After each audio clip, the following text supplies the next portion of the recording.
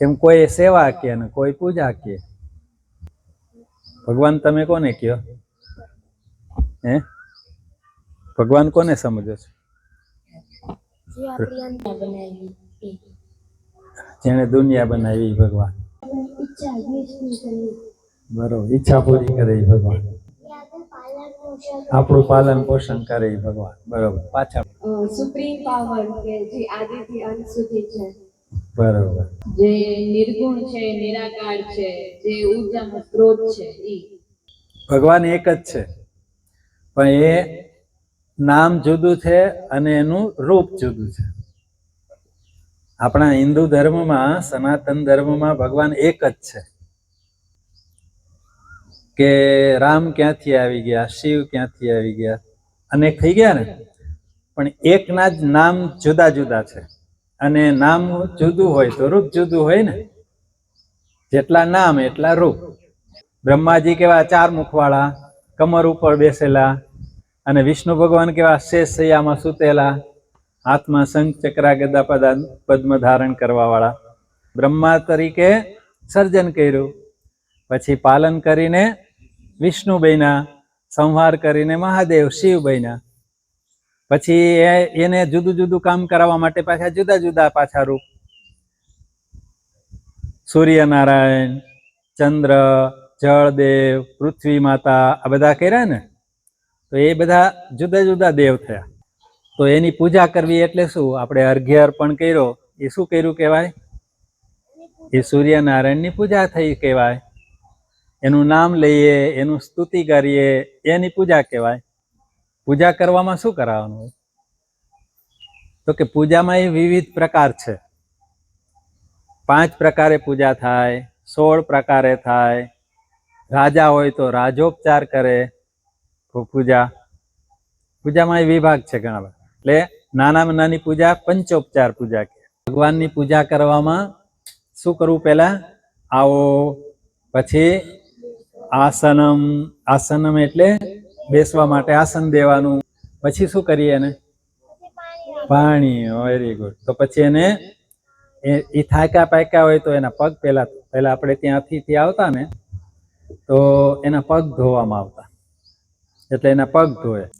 પછી એને પીવા પાણી આપે, પછી એને સ્નાન કરાવે. સ્નાન કરાવીને પછી વસ્ત્ર, ઉપવસ્ત્ર, પછી ધૂપ દીપ આરતી, અને પછી એને જમવાનું આપે, ભોજન નૈવેદ્ય. તો આવી રીતે ભગવાનની પૂજા કરે.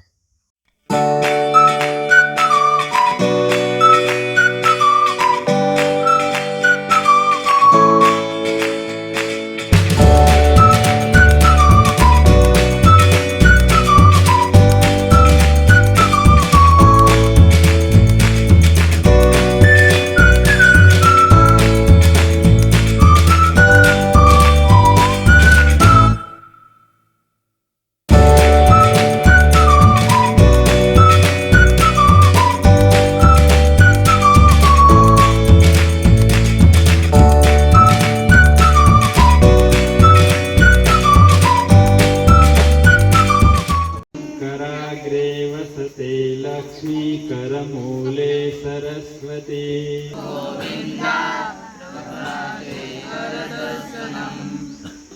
અહીંયા કરાગ્રે લક્ષ્મી, કરમૂલે સરસ્વતી, કર મધ્યે ગોવિંદ, પ્રભાતે કર દર્શન. પ્રભાતે એટલે સવારમાં. સવારમાં હાથમાં એ ત્રણેયનું દર્શન કરવા. વિષ્ણુ પત્ની નમસ્તુભ્યમ, પાદસ્પર્શ ક્ષમસ્વ મે.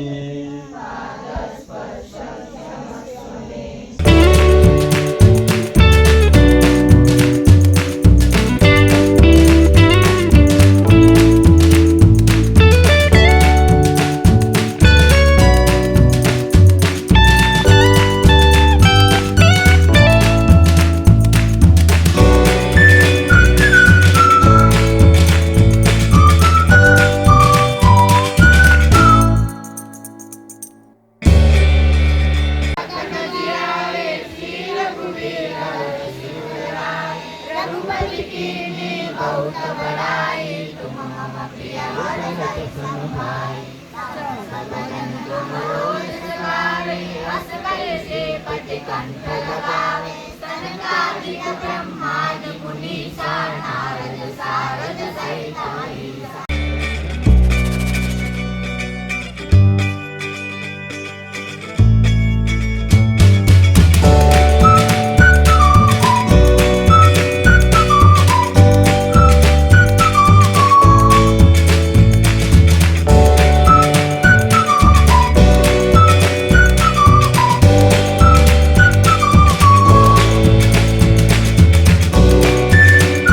આંગળી છે ને કચરી આંગળીની બાજુ અને અંગૂઠો ભેગો કરવાનો, એમાં માળા મૂકવા.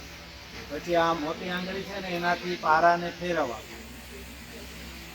પેલા આમ પકડો, એકવાર નામ બોલવાનું, ઓમ નમઃ શિવાય, ઓમ નમઃ શિવાય. પછી ફરતી ફરતી આમ આવે ને, આમ ફરતી ફરતી માળા. પછી અહીંયા છેડે આવે ને, અહીંયા આ છેડો આવે તો હવે આને ઓળંગવાનું નહીં. અહીંયા છે ને તો આ આંગળી ઉપર રાખી દેવાની. પછી આ આંગળી છે ને અહીંયા ભરાવાની, અહીંયા ત્યાંથી ભરાવી અને પછી આ અંગૂઠાથી આમ ફેરવી એટલે આમ ફરી જશે. પછી પાછી આમ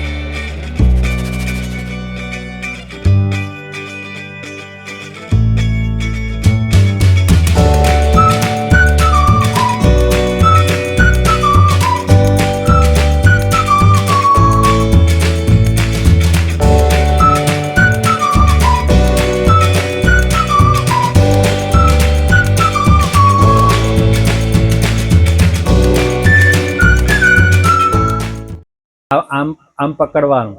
બીલીપત્રને કેમ પકડવાનું? આ વચ્ચેની બે આંગળી અને અંગૂઠો, આ આંગળી અને ટચલી આંગળીનો ઉપયોગ નહીં કરવાનો, આ બે આંગળીનો ઉપયોગ નહીં કરવાનો.